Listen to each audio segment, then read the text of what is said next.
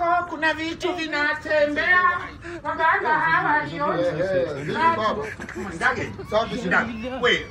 Ni saa 10 yako bwana mdogo. Unakuja kwangu. Unakuja kwangu? Nilikuwa nakuja kwako. Niambie. Nisaidie bwana, nirudiane na shemeji yako. Nimechoka maisha haya. Mimi kukaa tu ndani na nala kama baiskeli. Yaani unataka tena tukurudishie tena shemeji yetu? Waifu arudi bwana. Arudi. Tukuchoka lori. Shemeji unajua aliondoka kwa sababu ulikuwa mtimizii tendo. Ndio. Subiri bwana. Sasa hizi umekula virutubisho na nitajitahidi. Sasa kama bado swala la tendo utakuwa unatuletea mzigo tena sisi.